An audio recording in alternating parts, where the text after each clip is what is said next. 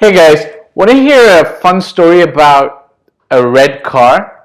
Now, it's not just a story for the sake of sharing a story. There's a very critical lesson from the story that in Dubai, regardless of whatever happens, there's always a solution. Okay? Show reel now.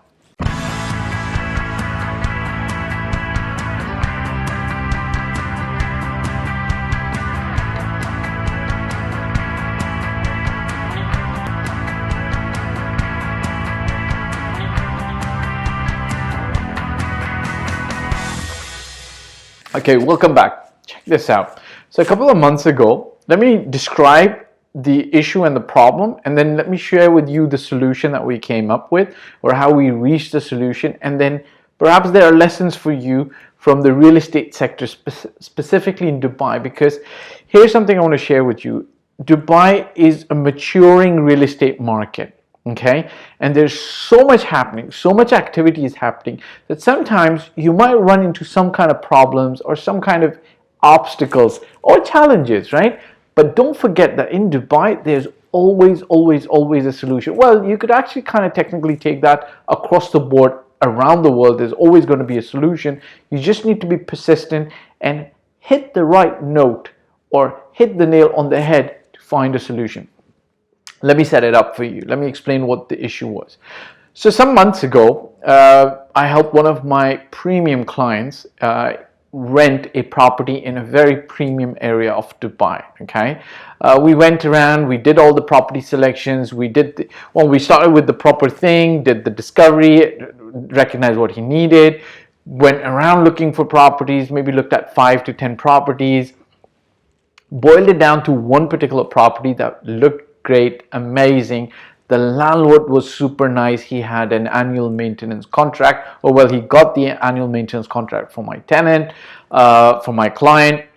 Super nice person. Everything went amazingly well. Okay, except there was this one thing which was funny and kind of sticking out.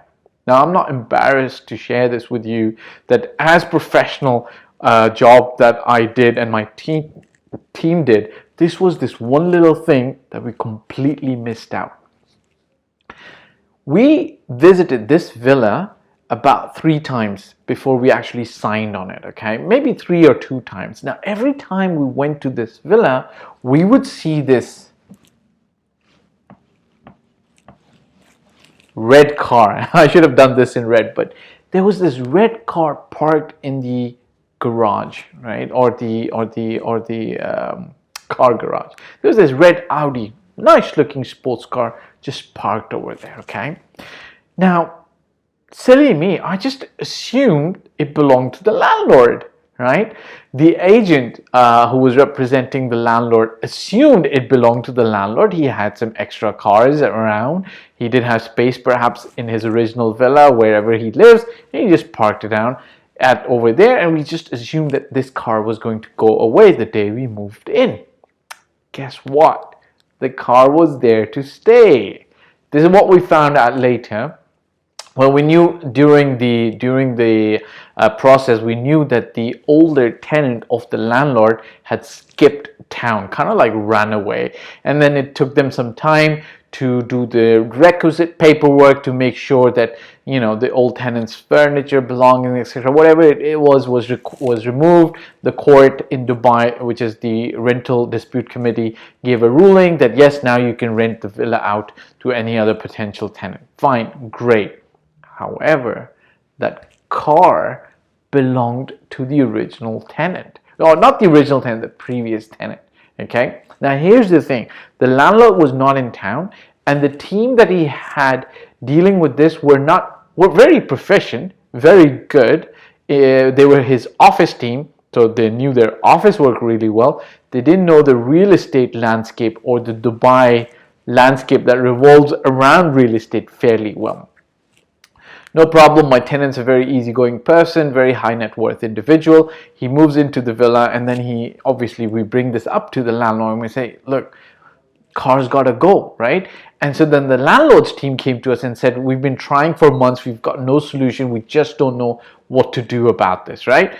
My tenant was very easygoing, and he said, Fahd, it's okay. I've got one car, another car is coming, so I don't really need that space. But obviously, it is my space. I'd like to use it in the future. I'd like this to go away, please. The car needs to go away. So I left it with the office of the landlord to handle it for, and I think it came up to about 4 to 5, maybe about 6 weeks, and they were not getting anywhere. Now, it doesn't seem like a very difficult thing to do. You could just bring in a tow truck and kind of like tow the car away. But in Dubai, there's rules and regulations, and this car was inside a luxury gated community, inside and on a property of the landlord. Okay, so you can't just call Dubai police, because they're not just going to come and take the car away. You can't just call the master developer, because they're going to tell you that the property. Well, let me tell you how I got rid of the car. Okay, number one thing that you need to understand, in Dubai there are challenges, but there's always a solution. Now, it had been 6 weeks. We had complained to the security office of the master developer, but nothing seemed to be happening. Absolutely nothing, right? 3 things that you need to do in Dubai if you're looking for a solution. Okay, number 1, you gotta escalate everything to the absolute top. Okay, you just aren't going to get anywhere if you're going to go to the security office of this luxury development and then be talking to somebody who's front facing. Like, I don't want to use the word clerk, but essentially speaking, this person's a customer service representative, and that's what their job is. Their job is to just kind of like take your complaint and kind of try to move it up, right? So after about 6 weeks, when my tenant my tenant never approached me, but I decided to take matters into my own hand, because I've solved so many problems in Dubai, alhamdulillah. I come from a professional background, and it's just there's this uncanny ability to persist on something to get it solved. So I want to move forward, and first thing I did was I went straight to the top. So I called up my contacts, okay, that work in the master community, and without anybody getting wind of it, I got the mobile number of the top guy who handles security, facility. I got the numbers of the guy who handles security and the guy who handles facilities management, and I got their mobile numbers, right, through my contacts, because obviously I'm not going to call them to harass them. I'm going to call them to solve the problem, right? So I go straight to the top. Okay, the second thing I did was I sent them a very lengthy email explaining the whole situation. Well, not a lengthy email, but a proper email. Obviously, you copy everybody, landlord, tenant, pictures of the car, and then impress upon them the urgency of the matter. Number 2, you have to be persistent. Okay, so obviously this head of security and the head of facilities management, immediately as soon as they got the email, they transferred it down. Now, here's the difference, right?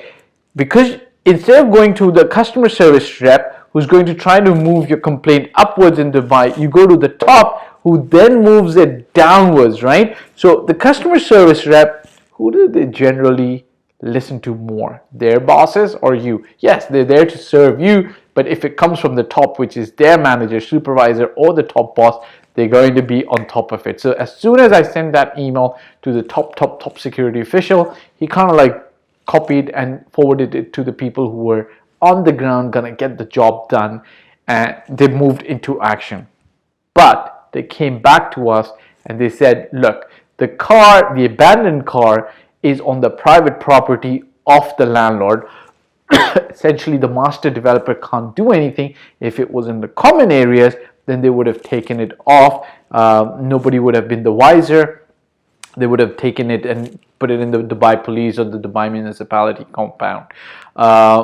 Just a little bit of a side note. Now, in Dubai, Dubai is very particular about maintaining the beauty of the city, okay, which is why you don't see billboards everywhere, you don't see abandoned cars everywhere. Technically speaking, in Dubai, if you abandon your car, and the institution that's responsible for that is Dubai municipality, if they come and see your car is abandoned somewhere, they'll give you a notice, like a 15-day notice, and they'll stick it on there, clean your car and remove it. But if it goes beyond that 15 days, they'll come and tow it essentially to their compound, then you've got a certain amount of period to go and claim the car. And then if you don't do that, it kind of gets auctioned off, right? Because Dubai doesn't want abandoned cars strewing. It's like stray cats. Who wants a stray cat? Everybody wants a nice, cute cat in the house, right? But so Dubai doesn't allow that.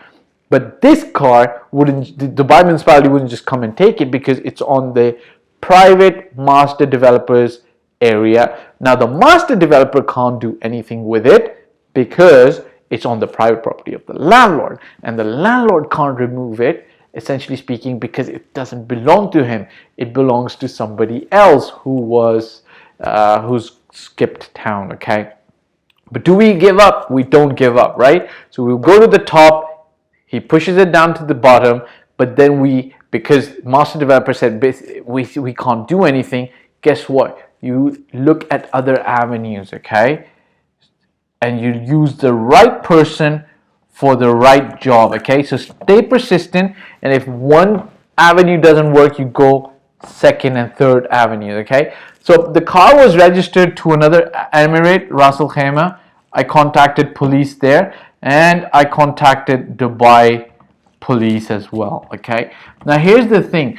As I said, the manager and the staff that was leading the effort on behalf of the landlord, they didn't understand the real estate and Dubai landscape very well. So what I did is I actually, used the right person for the right job, engaged one of my friends who's been in Dubai for 25 years, deals with these kind of issues all the time, is used to walking into the police station and getting his point across to them in a way that they would listen. So what I said, I engaged him and I send him with the manager of the landlord to the police station and asked the police station to please come, have a look at the situation, and then take it to the next step, right? So after we presented all the paperwork, remember the top guy, the security official, knew everything that was going on, stepped in, coordinated everything with the police. The police came day one, checked the car, checked the number plates. I think they ran the number plates through Ras Al Khaimah. They understood that this car has been technically abandoned, was not stolen, is not somebody else's property. And then the police, in working together in cooperation with the security officials of the master community, came the second day. Boom, right? Car's gone, towed away. I think it went to Emirates auction, and somebody blessed is gonna buy that car and live their life onwards. Now, okay, so I discussed the story about the red car. The reason was not the story about the red car, but to share with you how to get things done in Dubai. My mentor today shared something with me, and this was about, he was talking about Pakistan, and he said, Fahd, Pakistan has problems, but there's always a solution. And I thought about this and I said, no city in the world is without a few challenges, but there's always a solution. And this is a small little tip that I would suggest. Go always to the top, be persistent on trying to get your solution, as long as you're asking for something that's valid and genuine and legal, and then use the right people for the right job. I've applied that to many things in my life in Dubai. You can take this away and apply that to real estate transactions, developers, whatever situation you might be in. And I wish you the best of success. Okay guys, so thanks for watching. My name again is Fahd Dawood. I've been doing this for 14 plus years. I started in 2006 in Toronto, Canada, and since 2007 I've been doing this in Dubai. I generally talk about real estate, your life, my life, and our path to allowing financial bliss coming to us. If you want to work with me, such as buy a property in Dubai, or you need general advice, you can hit me up on in the contact form below. If you've liked this video, I'd appreciate if you subscribe, press the bell icon, and hit the like button and share it with other friends. Ciao for now.